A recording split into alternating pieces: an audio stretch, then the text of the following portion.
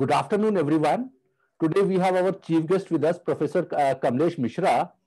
He's the Vice Chancellor of Rishud University in Sonipat, and he has had established many universities in India and taught in many universities abroad, especially US.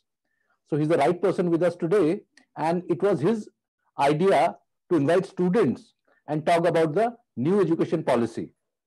And without wasting much of time, I would request our moderator, Mr. Rishabh Jayasimha, who is a student of class 12 from Delhi Public School, Bangalore East.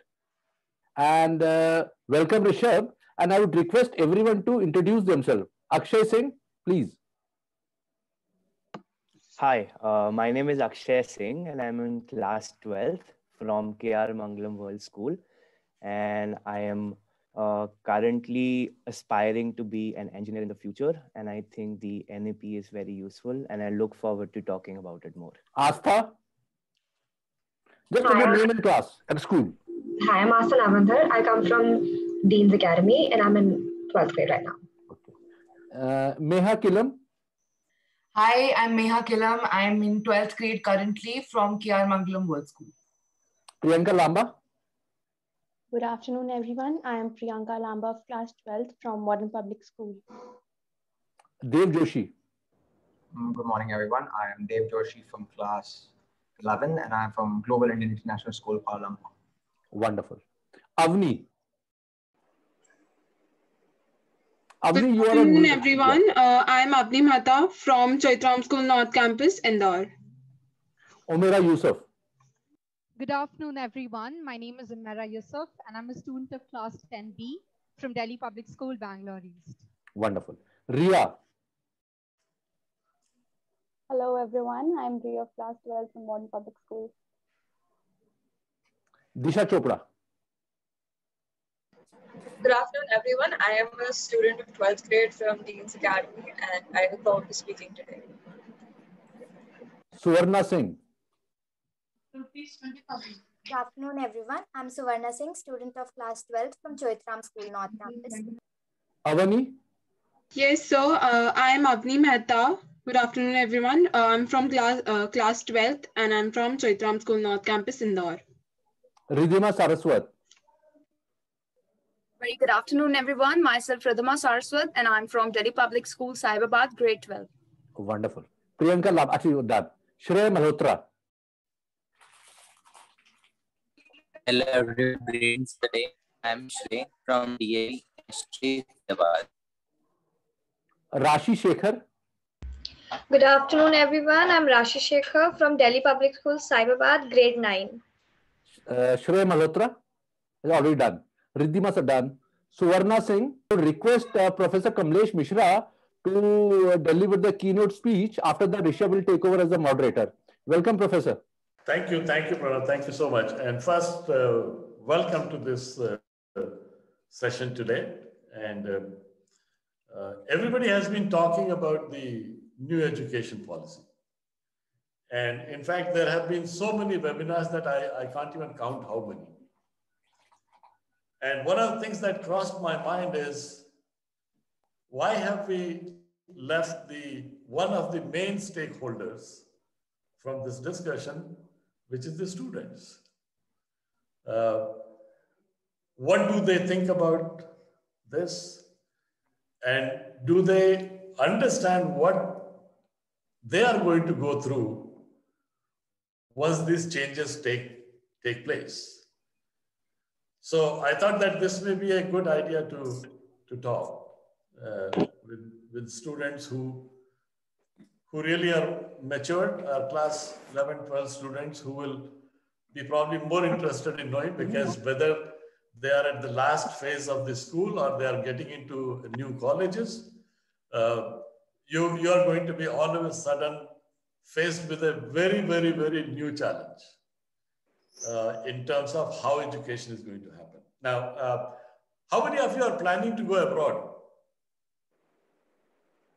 Anybody who's planning to go abroad outside India? Okay. Akshay, Avni. Okay, so we have 2-3 people who are planning to go abroad. So I hope you have prepared yourself, or you're preparing right now. Okay. I went to study back in 1982, so that's long, long back. So let's think about this, because whether you are going to go abroad, and if you're going to go abroad, it's going to be a drastic change. Okay, and for those of you who have an interest in knowing more about what you will go through, maybe you should talk to Pranav for another session we'll do, and I'll help you understand what you are going to go through and what kind of education it is going to be, because I studied and I taught there for a number of years. Okay, but let's see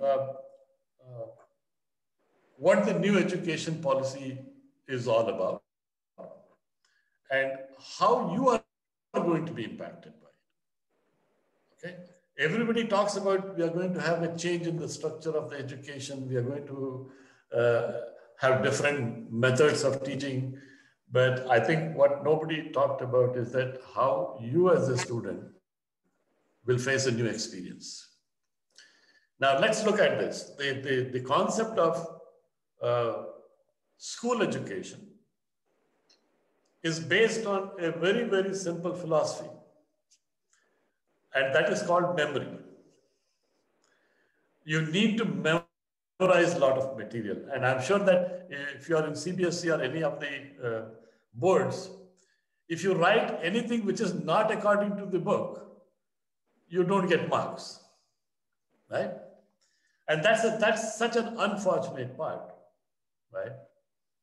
Because I know just some time back, my son used to be in one of the Delhi public schools.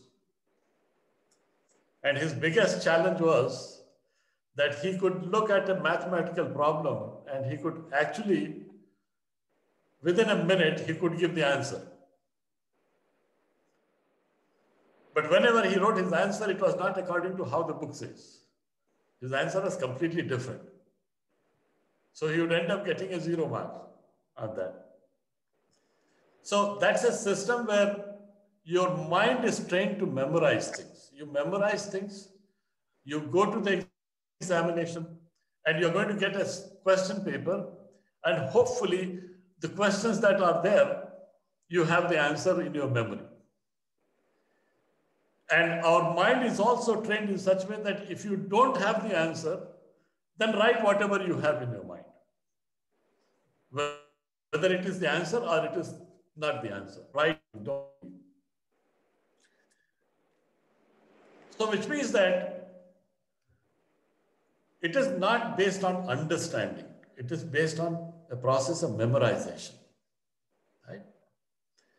Now, what happens is that we found that this kind of a system led us or brought us to a situation where if you get less than 95%, everybody says, is there something wrong with this person? Why this person has got low, 80%, 85%, seem to be having performed very well. Unfortunately, that's not the truth. An 80% student is a bright student. And when we began to see in an education system that you can score 100 marks in 5 subjects, then we need to reflect back that are we producing geniuses? They are so perfect that they can get 100%. And the only reason that happens is because we have trained your mind to just reproduce. And therefore, it is possible for you to get 100%. Now, unfortunately, the new education policy is going to change that. What is the purpose of the new education policy from a student's point of view, how you are going to look at it? The new education policy, the one main objective as an impact on the students is that new education policy and the new education system is designed to move students from a system of dependent memory to a system of independent thinking and problem solving. That's where you're going to go. So basically, it is based on a concept which I will try and give you through a very useful example. If you know how to ride a bicycle, and I'm sure that most of you will be able to ride a bicycle. And if once you have learned how to ride a bicycle, and if you don't ride the bicycle, after that, if you want to ride the bicycle, you will still be able to ride the bicycle. You don't forget it. Why? Because your mind is trained and it is based on a memory, or is it based on an experience? Your mind is based on an experience. Riding a bicycle cannot be learned by reading how to ride a bicycle in a book. It can be learned only by experience. And that's what we call experiential learning process, which is going to be the focus of the new education policy. So what you will see is that students who are very, very dominant on memory may actually start performing not that well. Students who are trained their mind for understanding may actually begin to perform better than what they were performing. So it's called an applied system. For example, I'll give you an example of how it is done. Now, I'm teaching a course in economics, and today morning was my course. So 2.5 hours of class that I had with undergraduate students of BBA. For the first hour, we never even went to the class. We were actually walking on the lawns. And it's a process of what we call, you talk, you discuss, you debate while you just walk. It is not a classroom. You're on the lawns, you are walking with the students. And we are having a discussion on how to measure the performance of India's economy. By the time we had one round, 45 minutes, we had already discussed and summarized everything that we wanted to cover in the class. And we came back to the class. Now, what was the purpose of this? The main purpose of this was not only that we were doing the summary, we were trying to break the ice between a student and a teacher.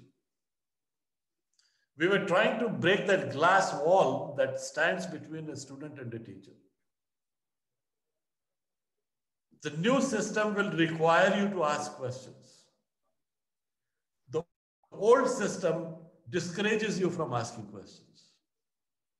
So if you ask more than 2 questions in a class, the teacher will sometimes tell you, "Acha, bahut ho gaya." Correct. Sir, your picture has got frozen, I suppose. We can't hear you, Professor. Student right at that time. Are you able to hear me, everybody? Yes, sir. Yes, sir. Okay.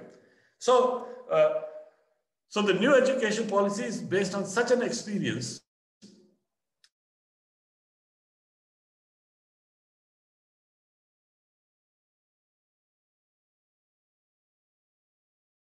The questions that will come on your exams are not going to be the typical questions that have been coming. They are going to be questions that are going to be based on real life situations, and you need to apply what you have understood to those real life situations. Right? So for example, if you are a science student and you have learned Newton's law, right? Generally in a memory system, they will ask you, define and discuss Newton's third law. So now it's all your memory. You should have memorized Newton's third law, right? But if I were to tell you that here is a situation, and think of this as a question that is going to appear on your exams at some point in under the new education policy.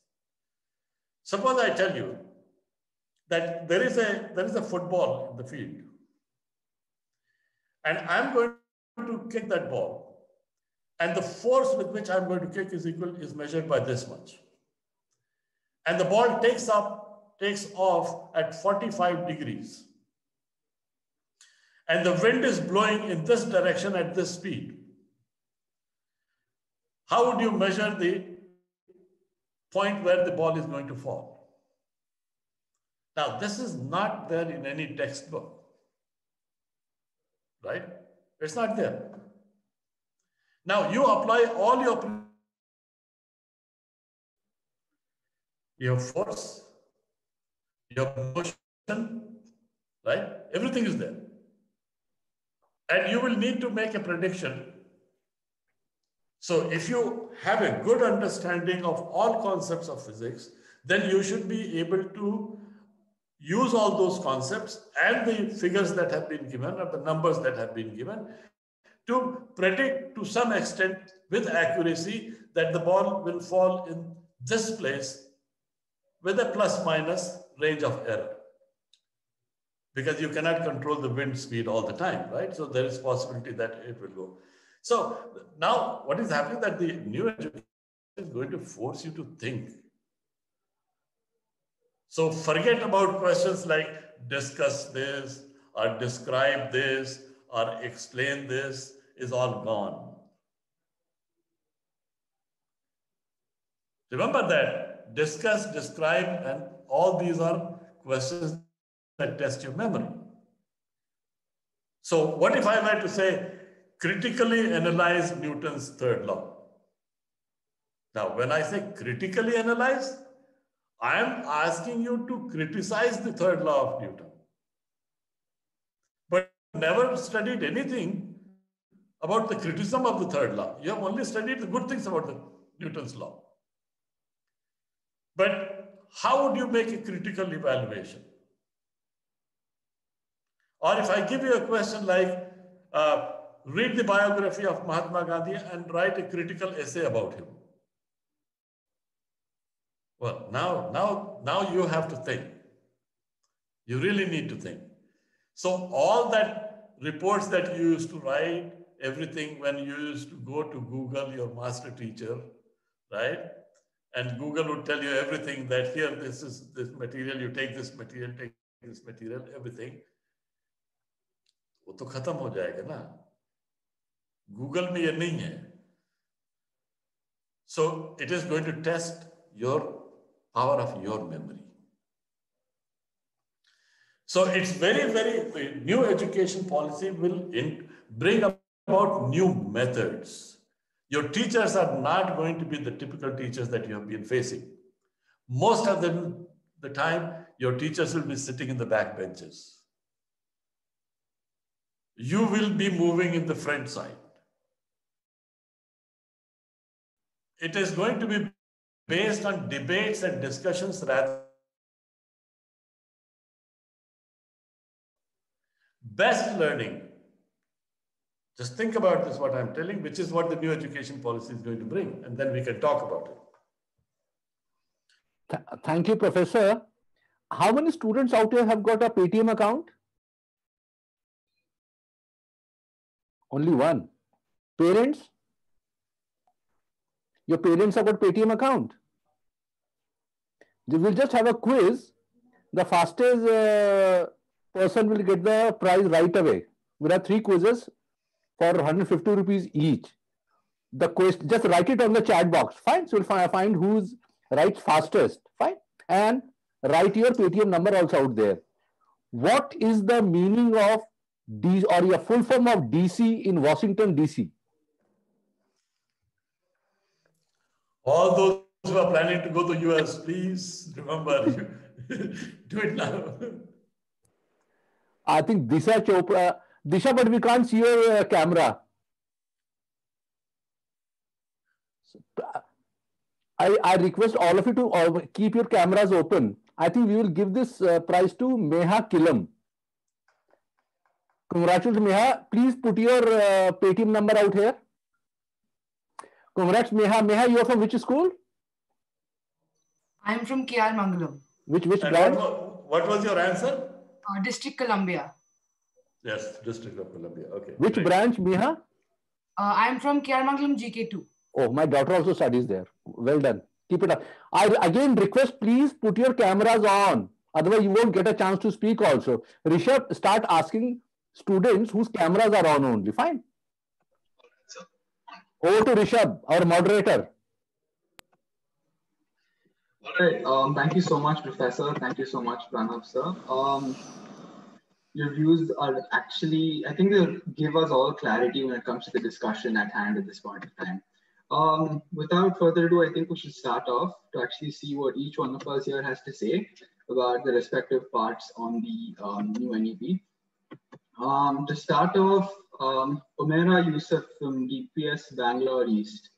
You have the floor for however long you would require it. Okay, thank you. So I'll begin now. Good afternoon, everyone. My name is Umaira Yusuf, and I'm a student of Class 10B from Delhi Public School, Bangalore East. Today, I will be presenting my views on the role of students in the new education policy. I wish to begin by quoting Albert Einstein. Everybody is a genius, but if you judge a fish by its ability to climb a tree, it will live its whole life believing that it is stupid. Since years, we have been products of an invariable education system, which has been manufacturing individuals qualified to be clerks, bureaucrats, and mostly people who follow rather than lead. The new Education Policy 2020 serves as a harbinger to all the coming prospective Indian generations who are enterprising, pioneering, and are impassioned towards creating a sustainable world for all humans and species. The NEP 2020 aims to bring imperative transformational and institutional changes to the existing Indian education system with a global perspective. The policy has a multidisciplinary, value-based approach focusing on holistic education. It also focuses on the comprehensive development of life skills in students with special emphasis on skill development to improve the employability rate in different sectors of the economy among the youth.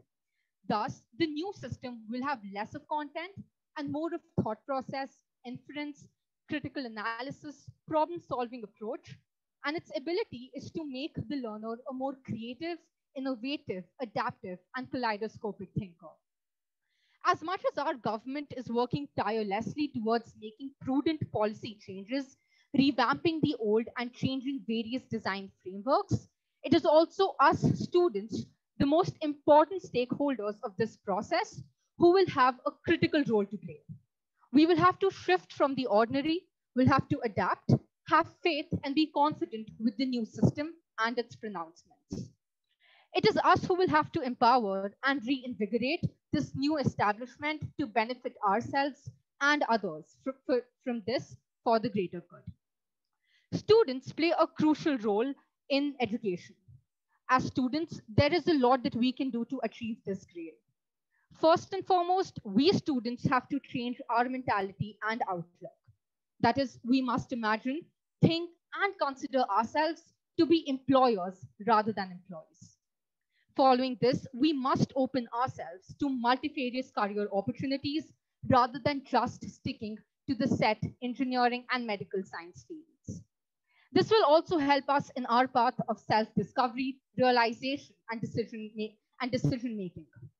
Liberal studies is one such example which will help students to have a broader point of view about the careers that they wish to take up. One should also ponder and wish to become innovators, artists, scientists, thinkers, and writers who can establish the foundation of a knowledge and value-based economy rather than a low-quality service-providing nation that we are gradually turning into. We must find our passions, things that we love to do, and choose it as a career option without thinking about the societal criticism and pressure that it often accompanies. At the same time, we will have to increase involvement and interaction with teachers, participate in classroom discussions, and act in a receptive manner once the NEP is orchestrated in schools and classrooms. NEP 2020 is a two-way street and thus will require active participation and accountability from both sides, especially students. The present world we live in has become a locus filled with endless opportunities and possibilities and obviously ideas. Our world is in our hands, and it is us who have to create a better tomorrow for everyone around us. Let us join hands and help the current leadership as it makes reforms and opens up the education sector to private and public investment so as to help everyone get quality education. It is critical to recognize the role and contribution of schools, teachers, students, and parents in the policy and decision making and aid in aligning and collaborating towards nation building and an Atmanirbhar Bharat.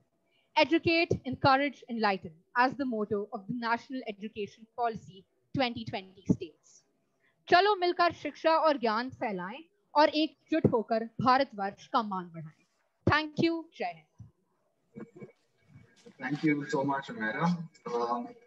All right, I'm so sorry, but if it's possible, I would really like all of you to keep it concise and also speak briefly, but keep it a little more concise. But feel free to deliver all your points. All right, the next speaker we have is Disha Chopra from Dean's Academy, Bangalore. Disha, you have the floor. Thanks, Rishabh. Good afternoon, everybody. I am Disha Chopra from Dean's Academy. Today, I'll be speaking about experiential learning, which is also part of the topic that deeply affects the future of our country, the new National Education Policy 2020. There has been a change in the country's education policy after 34 years. The policy aims to update the education system to the standards and potential of the 21st century. Firstly, the policy seeks to shift from a content-driven curriculum that led to rote learning to applied learning. Secondly, it aims to design an assessment model that covers the educational, physical, and mental well-being of the students. Lastly, experiential learning through vocational skills, mathematical thinking, and 21st century skills like data science and coding will be encouraged. The larger goal is to make Indian learners truly future-ready global citizens. Let us focus on the last topic mentioned, experiential learning. Experiential learning is quite simply learning by doing. From the age of 11 years to that of 14 years, students in the middle stage of schooling will be taught using this method in the sciences, mathematics, arts, social sciences, and humanities. The teaching process comprises fun learning, collaborative and exploratory activities that can be conducted in the classroom so that students get a deeper understanding of the subject. This is something which is not quite often seen in our current education system, and it is very important that the necessity of experiential learning is understood in all schools and by all the students, and it's important that we spread awareness about it. Technically, we can define experiential learning as developing personal understanding, knowledge, skills, and attitudes through analysis and reflection. This means that we should enact all these things in anything. It can go from an individual explaining an idea or completing a task to complex group interactions involving a wide range of mental attributes and behaviors. All of these lead to the development of students in a completely holistic sense. So the process is special and necessary as it gives students increased flexibility and choice of subjects to learn across the arts, humanities, sciences, sports, and vocational subjects, as previously mentioned by Amira. The departments in literature, philosophy, Indology, etc., from grade 6 itself, which is a quite young age and leads to impressions on the students, will allow them to master a new skill or a trade. So a few examples which I would like to put forward are in Dean's, we have many guest speakers who are experts and extremely knowledgeable in their fields. These sessions give the children better exposure to the work done by an architect, a designer, an entrepreneur, anybody. So the experience provides the platform for learning, whilst the careful analysis and reflection of the experiences develops the learning. So in this way, the students are learning by doing. It helps them gain an understanding of the world around them and the opportunities which are completely available to them. Experiential learning is an active process that engages the learner, not a passive process that happens to the learner, which is something which is very commonly seen in our current education system. So the students of Dean's Academy, apart from the other things that we've been doing, they've been encouraged to be members of Rotaract Club in middle school, participate in community service with the help of Reap Benefit, and do crowdfunding for innovations for the amelioration of society as seniors. So all of these help the students gain the ability to deal with societal problems hands-on and learn from the situations that they are put in. They also develop a sense of community spirit, teamwork, humanitarianism, and sustainable usage of resources available to help people. So this leads to the development of students in an educational sense as well as an emotional sense, and that's why it's very important. And it's something which is not something which has been understood and put in the current curriculum. So another thing is that Dean's hosts a fest, which I don't know if you've heard or not, Folks Fiesta. So it's an inter-school fest that features cultural, sporting, and intellectual events alike, and it is hosted by the senior secondary students, and it's hosted on a large scale. So it develops managerial and operational skills, as there's a lot of coordination which is required. Students also show their creativity in the marketing and advertisement of the fest. We come up with new logos, events, and ideas every single year. It's also an extremely fun time, which is something which is very important for students to have in their school time. And it creates many memories for everyone. So to properly enforce the process of experiential learning, CBSE is changing the curriculum, training teachers for more application-based teaching, and spreading awareness about the concept. So it is important that we as students also support our teachers and help them in ways which, and I think it's important that the teachers also learn from the students, because our generation is such where everything is available to us at our fingertips through the internet. So it's important that teachers also understand and learn new things from us. So by taking this much needed step towards modern education, the government is preparing the children of India to lead the country to new heights. Thank you. Thank you, Disha. All right, one more thing for everyone here. I'm pretty sure each one of us here has a couple of points we would like to bring up again. But if you do, just note them down. We will get into the discussion part slightly later if time permits. All right. Okay, the next speaker would be Riddhima Saraswat from DPS Sahibabad. You have the floor. Riddhima Saraswat? Yes. Could you please unmute yourself, Riddhima? I think you're muted. Am I audible now? Thank you so much. Very good afternoon, everyone. Myself, Riddhima Saraswat, and today I'll be speaking my thoughts over the New Education Policy 2020. Well, when the New Education Policy 2020 was announced by the government, my ears kind of perked up. As a student in grade 12, still being very much a part of the education system, I was curious to see what the government had envisioned for millions like me. After reading the document released by the Ministry of Human Resource Development, I made certain observations from the standpoint of a student. Well, the new education policy's ideals as encapsulated in the beginning of the document include the complete realization and liberation of the self, re-establishment of teachers as the most respected and essential members of our society, and the provision of access to education for students from all backgrounds despite inherent obstacles. Overall, the NEP aims at instilling knowledge of India and its varied social, culture, and technological needs in inimitable artistic language and knowledge traditions. And its strong ethics in India's young people is considered critical for purpose of national pride, self-confidence, self-knowledge, cooperation, and integration. Well, the policy itself tackles various aspects of education system as way to achieve its stated ideals. For example, the long-drawn effort of reducing dropout rates and increasing the GRE and the gross enrollment ratio with respect to both school and college education features in the policy. There are also some drastic changes that have been envisioned in the policy. For one, the change of the schooling structure from 10+2 to 5+3+3+4. Consisting of 5 years of fundamental schooling, ages 3 to 8, 3 years of preparatory schools, age 8 to 11, and many more. Certain issues like teacher training and introduction of preschools have been widely discussed by educationists, also features in the policy.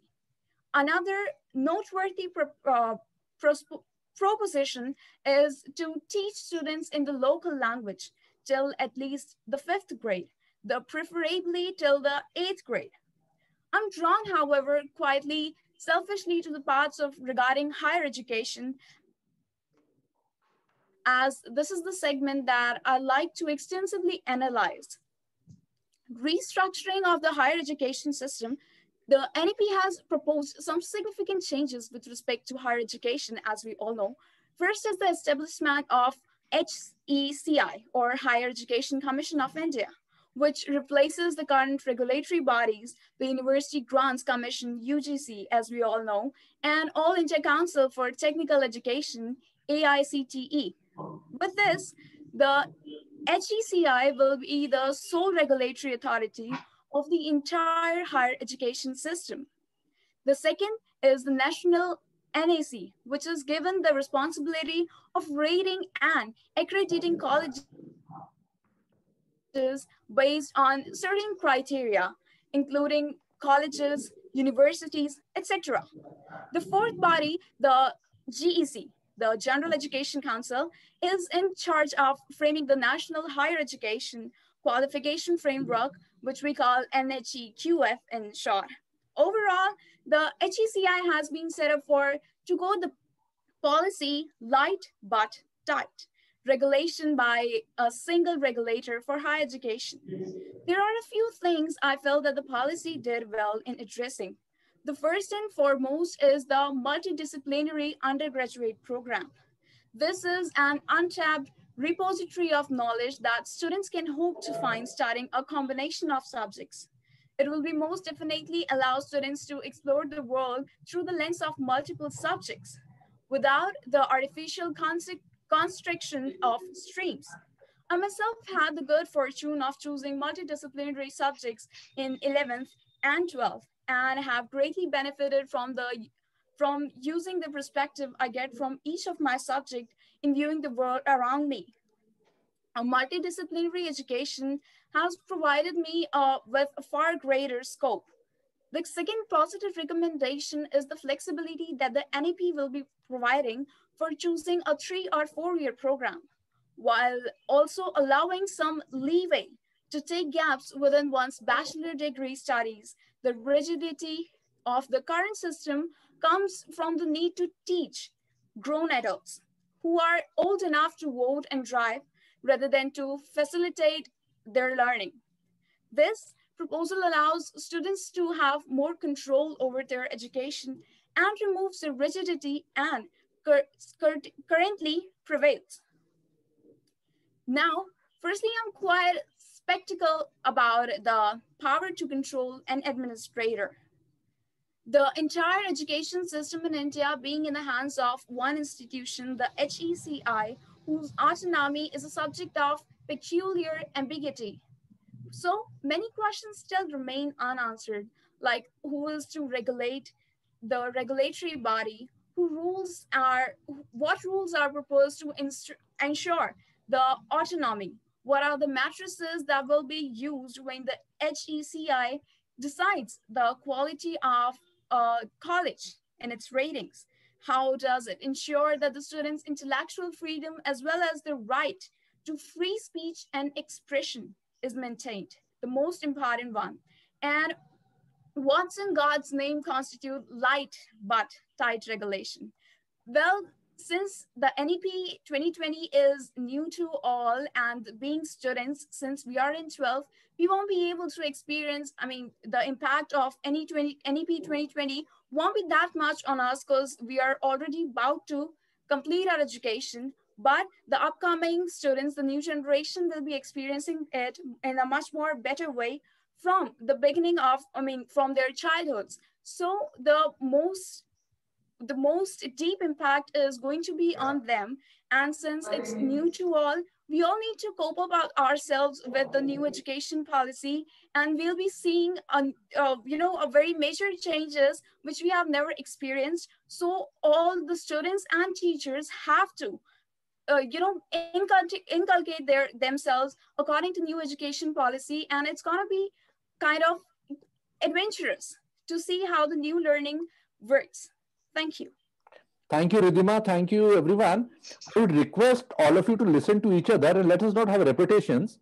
And the time allotted to everyone will be 2.5 minutes. Please restrict to that. And let us not do any kind of repetition because other students won't get the chance to speak. Rishabh, please ensure that no one goes above 2.5 minutes. And we please invite Ms. Jayati Jain. She's from the higher education, she's a student of higher education. Yeah, Rishabh, over to you. All right, thank you, sir. All right, I think our next speaker will be Jayanti Jain. You have the floor. Good afternoon, everyone. Myself, Jayanti Jain. I'm from Arts College, Jaipur. I'm a designing student. I'm doing BDES in interior designing. I'm in first year right now. So, national education policy has recently been changed, and it is a whole new thing now. As a designing student, what I think, reading textbooks is not the learning. Behind them, what the life tells us, what the learning process works, that is the thing which we want right now. Like for me, I had humanities in my 11th and 12th. I opted humanities, and I was studying history, political science, economics. But right now I'm studying designing, a whole new subject. I'm studying material studies, fashion orientation, and design methods. And it is like completely different what I was doing earlier and what I'm doing right now. So what we need to understand is that fields are increasing in the world and opportunities are growing. So that is the thing, that how education system should work. Science is not the thing, commerce is not the thing now. It is behind them. What we are doing is a very big thing. Thinking is the everything, right? I guess. For me, people score percentage by learning things by heart also, but what you actually think is the main point. What are your points about the scenario, about the current affairs, about the field in which you are working? That matters. If percentage is the thing, then no institute should ask you to have an interview. Do an interview, ask you the questions, what are your opinions? Then the percentage is the thing now. वही देख के सब admission हो जाता. But the interview is happening, that means that people want to know your views. They want to know what is exactly in your mind, what is your opinion. So practical learning is the thing, and government has understood it. So they have done this thing to teach the new generation the point of learning, the point of gaining knowledge, not learning things by heart, not only about scoring percentages and getting a good college. It's about having an opinion, having practical knowledge. That is the whole point. So national education policy is something which is giving you a chance, a younger generation, to think, to decide your future with your thinking, not by reading textbooks, not by learning things, not by just limiting yourself.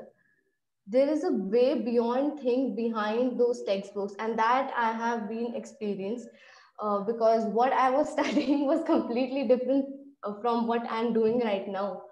I'm literally working with metals and woods, and back then I was writing my notes. So this is a whole new world outside the school, outside the textbooks.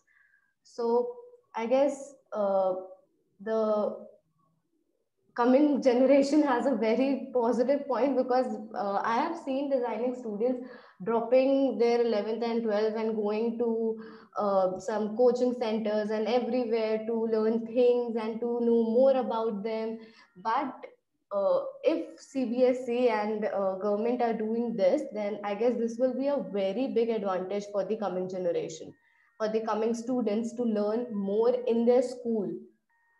So thank you all. This is my views on Thank you so much, Jayati. You gave a perception from the higher education.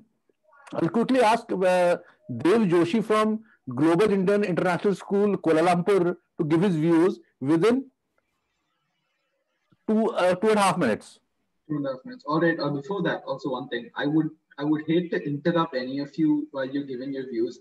So if you could, I don't want to be the person to interrupt any of you. So could you please wrap it up as soon as possible, and keep it as concise as possible, because that will help everyone. When 30 seconds over, we'll do like this. Fine. Yeah. All right. Perfect. Over to you, Dev. Okay. So hello to everyone again. I am Dev Joshi from GISKL Class 11A. And I'm going to briefly discuss the NEP and what I understand about it. So I'm highly in the support of NEP 2020 that was initiated on July 2020. It aims at making students more responsive and more skilled. Some points that I like about the NEP 2020 would be the 5+3+3+4 structure and the flexibility in the choice of subjects. Also the right of education since the age of 3 to 18. Because it's perfect, as early education has shown to boost your learning capacity in students when they grow up. So if you have education at a young age, you have a stronger base. So it helps you in the long run. Vocational education is also one of the biggest boons of NEP 2020. But specifically for me, the addition of the choice of subjects is just perfect. I'm one of those students who wants to know it all. And in short, I'm very curious. And if a student gets a chance to study various subjects throughout all the streams, literature, music, economics, political science, etc., I think it boosts the students' participation in school, responsiveness, makes them more active. I'm very excited for NEP 2020 and cannot wait for it to be implemented. Thank you. Thank you so much, Dave. That was actually really concise and actually really helpful for all of us. Okay, the next speaker we have is Avni Kondat, if I'm not wrong, Global Indian International School, Kuala Lumpur. You have the floor. What is the time there, Avni? I think you are, yeah. We can't hear you, Avni.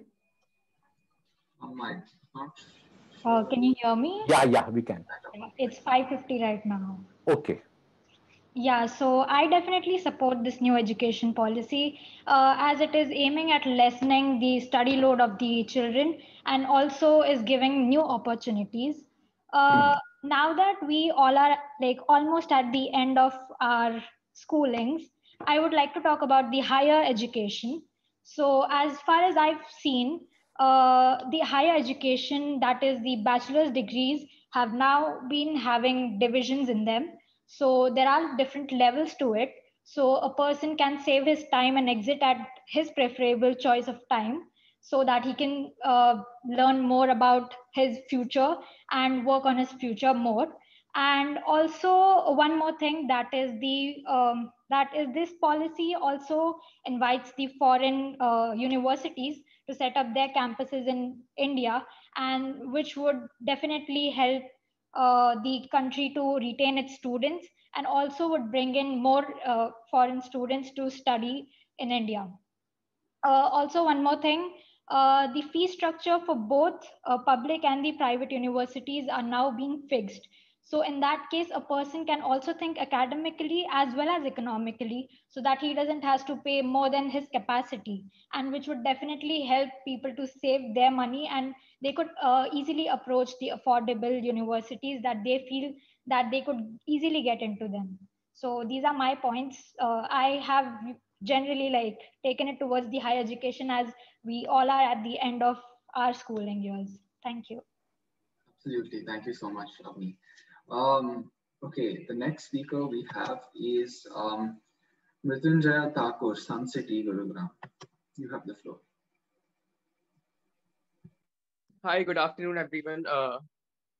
I hope I'm visible. I'm not sure if my camera is working. I have been facing some issues. It's working. Go ahead. Okay, thank you so much.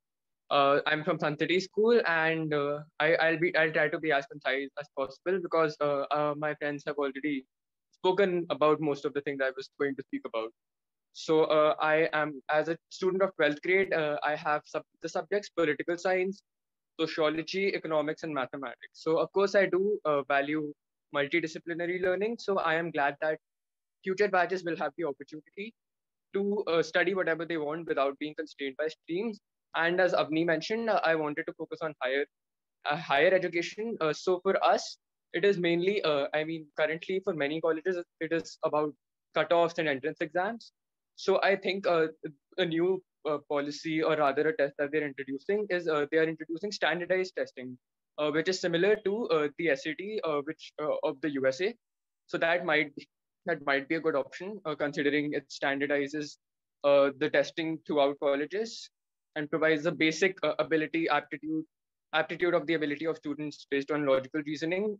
And of course, the credit system, which Avni spoke about, I think that will be beneficial for us, because now we'll get our diploma within 2 years if we choose to do so. So as PM Modi said, the policy is shifting from telling students what to think to telling students how to think. So now, as we'll be able to choose when we want to end our education career, we could go ahead and get more work experience in the years that we save. Thank you. Thank you so much, Ritanjan. Really precise. Yeah, real precise, real concise. Thank you so much. All right, the next speaker we would have is Akshay Singh. You have the floor. All right, thank you. In support of the NEP, I'm going to speak on the spot, and I haven't memorized anything, so bear with me. So I think the main purpose of school is to get new experiences and learn new things. And I think the national education policy really supports that, because by introducing such extracurricular activities that people can take now, which weren't valued as much as they will be in the future, I think we are just laying a faster path to self-discovery, which is experiencing as much as a person can, so that he or she can know what they want to do in life and what they want to take forward. So if I talk about myself, most of the people get to know by 11th or 12th what they want to do in life and what they want to take as in their career. One of the reasons I blame it, because if we don't experience all the things that we can experience, then we don't get to know what we want to do further in life. So by laying a path to self-discovery, by introducing such extracurricular activities, art and craft, physical education, maybe leadership activities, we are making a community which is more student-led. As Professor Kamlesh just said, it's more about what the students want to do than the teachers. And I think an economic analogy would be, in presence of Kamlesh sir, that all of us are consumers and there's producers that have made this policy. And to achieve equilibrium, we both have to work together. And I think that's what's going to happen in the future on path of the education policy. Another thing I think would be with a student-led community, I think there'll be more student-led clubs and more opportunities created by people like us. Maybe if I like a difficult club, like I like to sew, if I like to do sewing, so maybe I can open a club for that and more people join that. So it's actually about creating new opportunities and building a pathway to make it a professional opportunity. I think that's what it's all about. And it comes down to holistic learning. And by incorporating such fields, we're actually becoming better people in leadership and in all aspects. And that's the whole purpose of the school. And this policy is just making the whole pathway towards achieving that self-discovery a better version. That'd be me. Thanks. Mr. Moderator, with your due respect, you can have the next quiz question. Is it okay? Yeah, sure, no problem. Ms. Killam, you have already got the money. You know that, huh? Yes, okay. Professor Kamlesh Mishra is the Vice Chancellor of which university and what city? You can use Google also. Fast. Professor Kamlesh Mishra is the Vice Chancellor of which university and what city? Please write it on the chat box. Okay. Rishabh. My goodness, Mr. Moderator gets the first prize today. Congrats, Rishabh. Rishabh, please write your Paytm number. Yes, sir. Yeah. Congrats. Yes, over to Mr. Moderator. All right. The right answer is Rishabh University, Sonipat. Just a sec. Yes. Rishabh, you have not written the city. Oh, supposed the city too. Okay. Rashi Shekhar has got the first prize. I'm so sorry, Rishabh. No. With half answer. Perfect. What you can do, Tanya? You can 75. You can transfer to Rishabh and 75 to Rashi. It's a tie. No. She deserves this entirely. Rashi, please send your Paytm number. Rashi, if you don't open your camera, you won't get the prize. Sir, my camera is open. No, we can't see you, Rashi. Okay, sir. Yeah, Rishabh, you carry on the things. All right, sir. The next speaker we have is Priyanka Lamba of Modern Public School. Good afternoon, everyone. I am Priyanka from Modern Public School, and I'll keep it very brief. As Professor Mishra said, I have written my pointers because there's already a lot to memorize. First of all, I was very excited to hear about the new education policy. Being a 12th class student, I always wanted to know what it had planned for the students.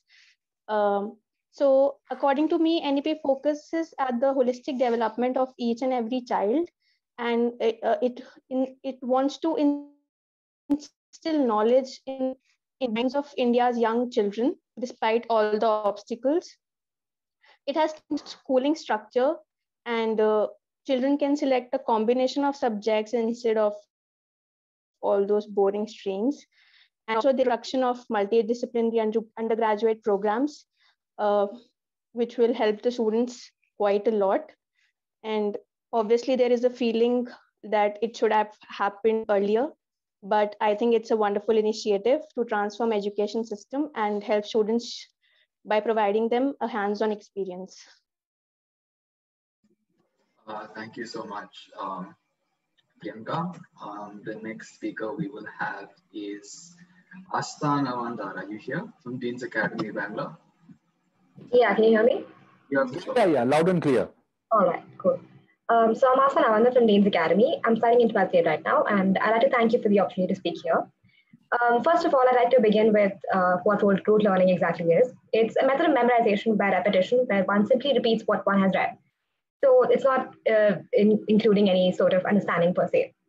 Now, this has been a major shortcoming of the system in place for years, and I think that is also where the National Education Policy 2020 steps in.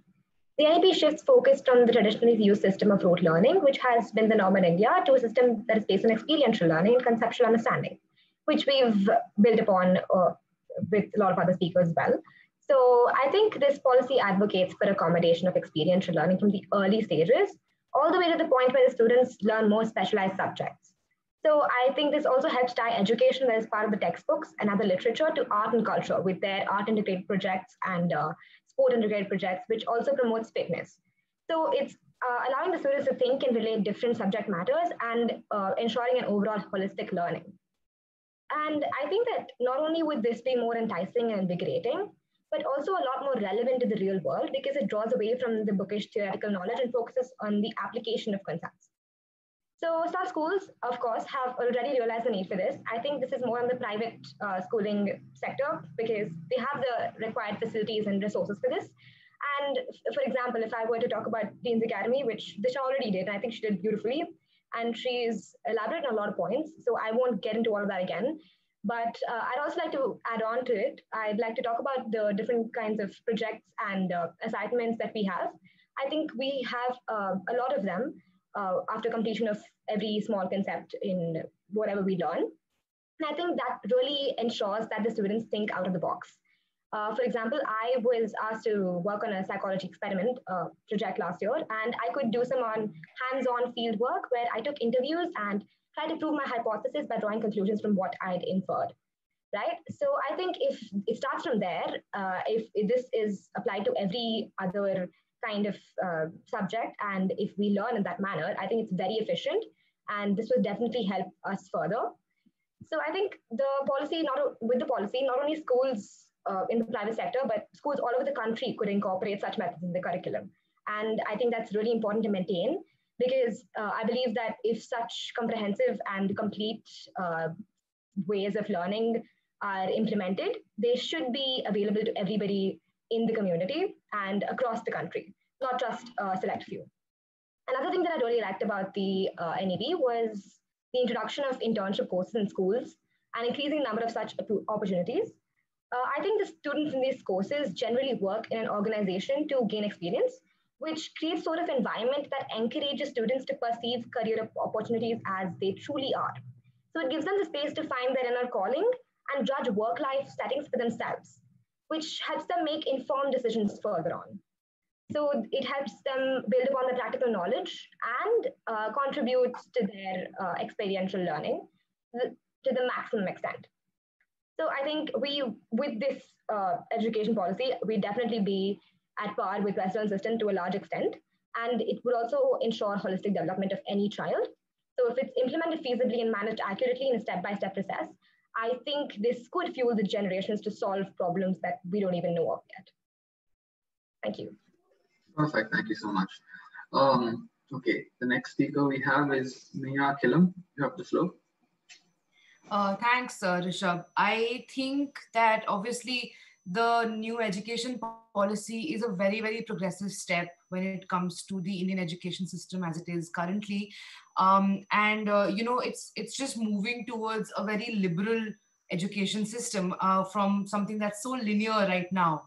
Like, you know, it's only going to result in people becoming more well-rounded, being able to solve problems and connect the dots between so many different subjects and themes and disciplines. Because, you know, like if I give you my example, back in 10th grade, I used to love studying biology and I was really bad at physics. Like I was really bad at physics.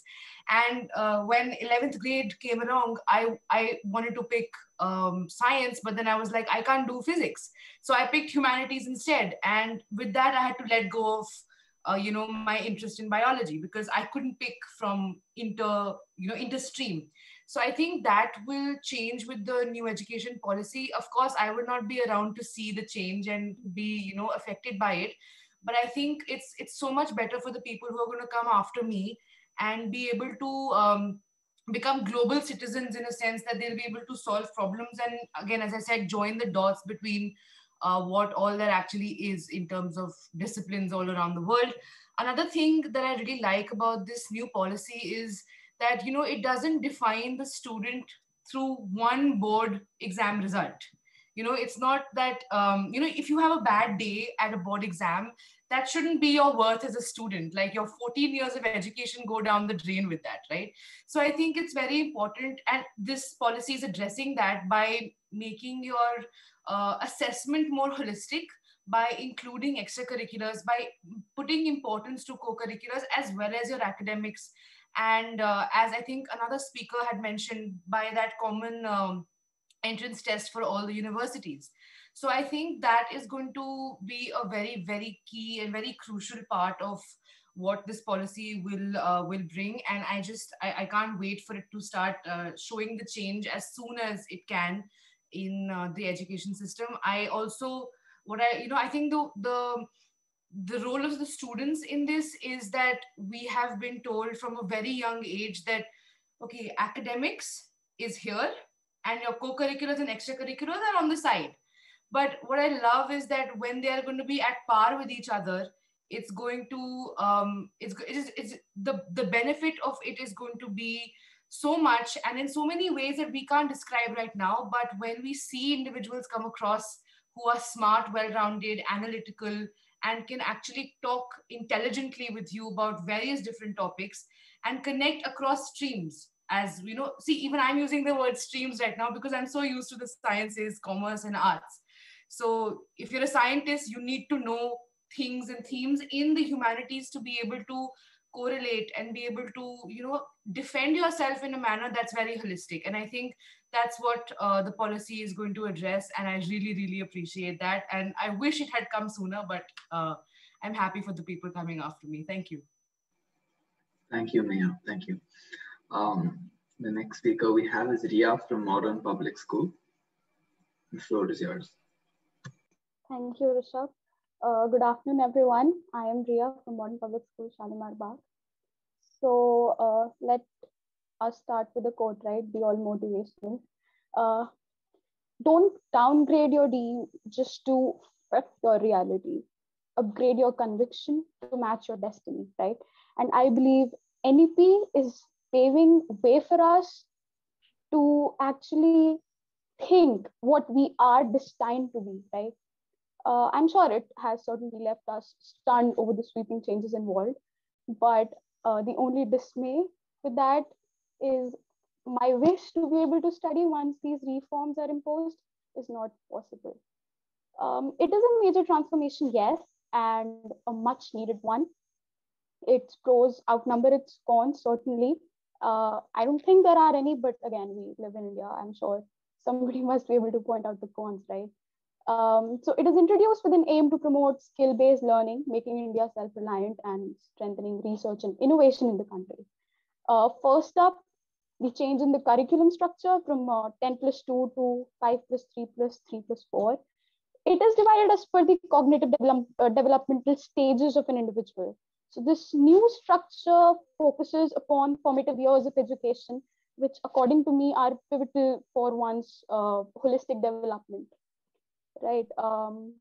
Timely and progressive, I would like to call it, the National Education Policy 2020, it marks a historic development in our educational system.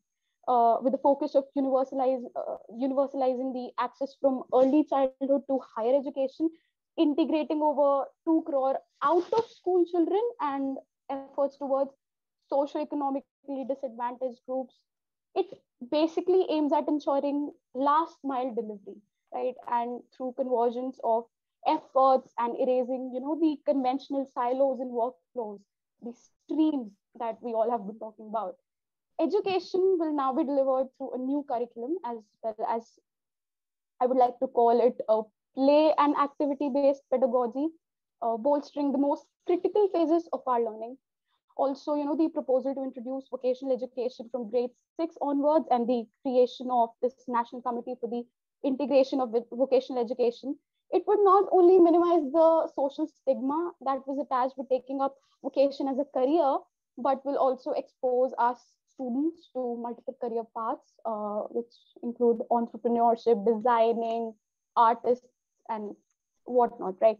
The cluster-based approach of developing school complexes, the periodic assessment of our competencies, the NTA, that is National Testing Agency, for conducting universal entrance examination, and what else? The integration of technology are measures that will go a long way in bringing about the desired improvement in the quality of school education, according to me. So there is an untapped repository of knowledge that students like us can hope to find by studying a combination of subjects, just like Meha was mentioning right now, would be able to connect dots through cross streams.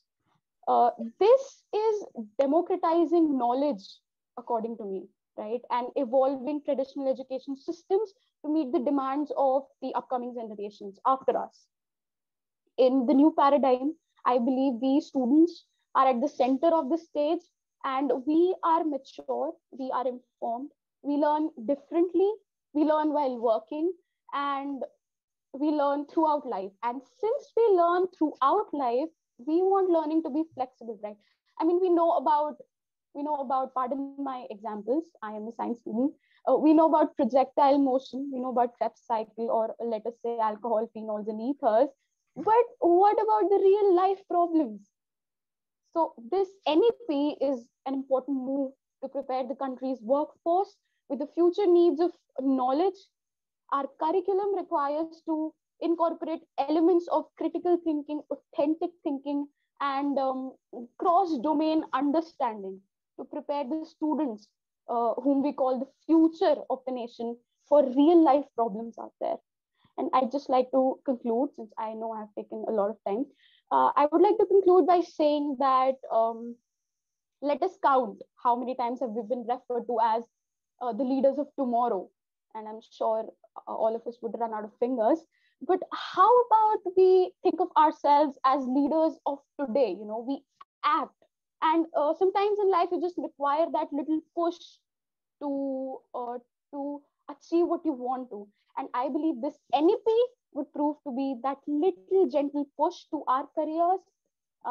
So the ball is in our court, and we have to make it count and provide our contribution into nation building. Thank you. Thank you, Ria. Rishabh, I think only Shrey Malhotra is left. Rest all the cameras are off. Okay. So we can conclude it with Shrey Malhotra. In case anyone wants to speak, Rashi, Ridhima or Ravi Babu or Nishchay, please on your cameras. Otherwise, Shrey Malhotra will be the last speaker, our ninth batsman. Until then, until you guys figure out logistical problems, Shrey Malhotra, you have the floor. Thank you, sir. Good afternoon, everyone. Greetings of the day. I am Shrey. I would like to share my views about the NEP policy 2020. There are some major changes introduced in the NEP 2020, like by 2030, one large multidisciplinary college in every district. Every student will be taught a vocational skill of his or her choice by the time they complete their schooling. Students will also be taught coding from class 6. Internships will be included from 6th grade. IITs will have to follow a more holistic approach and multidisciplinary education with more arts and humanities as per the NEP.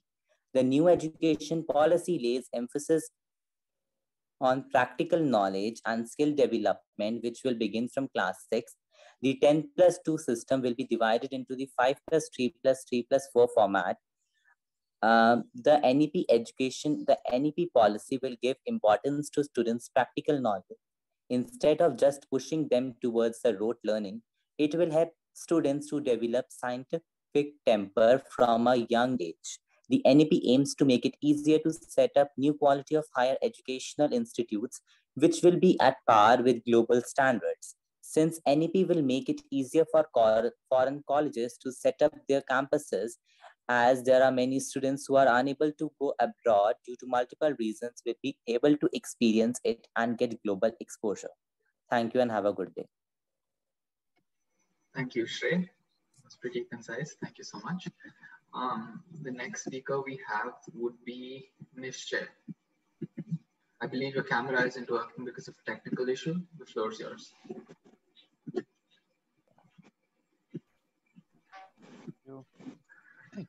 I really appreciate the effort of government on implementing the NEP. This will help a lot of students, and especially those who were unable to understand things by just reading them on the book. It will provide a greater visualization and greater scope of understanding the topic in the depth. And it will also affect on the memory of the students. I think it will help to increase memory, because if we understand in the depth instead of just reading or cramming it, it will stay in our mind for a long time. Thank you. All right, Nishchay, thank you so much. Pranav sir, I believe under normal debate rules, would we let them question each other at this point of time? Yeah. We have 5 minutes for Q&As. And Professor Mishra will love to answer them. All right, perfect. So in the beginning, I asked you all to note down any sort of questions you guys would have regarding anyone else's speech.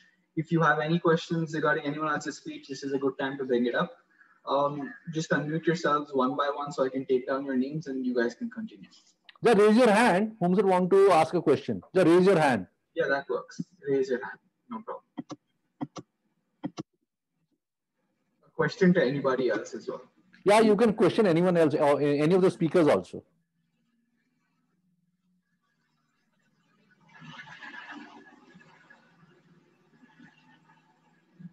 Yes, Akshay Singh.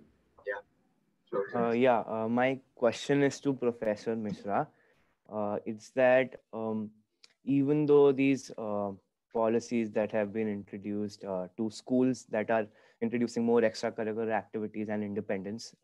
These would work well with, I think, private schools, but government schools who are yet to reach that level of independence and them being given so many options, I don't know if that's going to be an advantage and a disadvantage to them, because they might not be well informed to make such decisions. What do you have in mind about that? I think it's a wonderful question. Sir, you are on mute. Yeah, sorry. Akshay, I think this will be something that will happen over time. I agree with you that there will be differentials when we start, but as we grow as a nation, as we move forward, these differentials become smaller and smaller. For example, let's say if you look at a country like United States, right? So we normally expect in any country that schools and colleges and universities that are funded by the government are superior, right? Because of the amount of money. For example, we say, oh, the IITs are the best. And no doubt they are very good, right? They are some of the most difficult institutions to get into, right? Probably you will be surprised that it is much more difficult for you to get into IIT than to get into Harvard. Did you know that? That's the truth, right? Now, so what happens? But if you look at a country like United States, you will find that there are very, very good public institutions. And there are very, very good private institutions. So most of your Ivy Leagues are private institutions. Harvard, Princeton, Dartmouth, all of them are private institutions. So there is a tendency for private institutions to move at a faster pace because they have lesser bureaucratic hurdles that they need to cross. And whereas public institutions have too many bureaucratic hurdles that they need to cross, right? So it takes a little time. But I think even in India, there are some very good public institutions, right? So I think let's go with that open mind that there are going to be good public institutions, there are going to be good private institutions, there will be bad public institutions, and there will be bad private institutions. This is the normal scenario that happens. It is for all of us to start making our choices in the right way as to what happens, right? And I always tell students, it is not always the institution that makes you. It is also what you make of the institution that you go, right? Many times you really you may go into a mediocre institution, but you just have the drive to take everything that institution can give, everything those teachers can give, and you actually come out with flying colors and you do. I have friends from Harvard who are nothing at this point. They're zero, they're on the roads, right? But I also have friends who are from average institutions and they're at the top of the world. Right? So yes, education helps, the kind of institutions help, where you go help, but also what you want to do is a great benefit. So I expect that over a period of time, these differences should become smaller.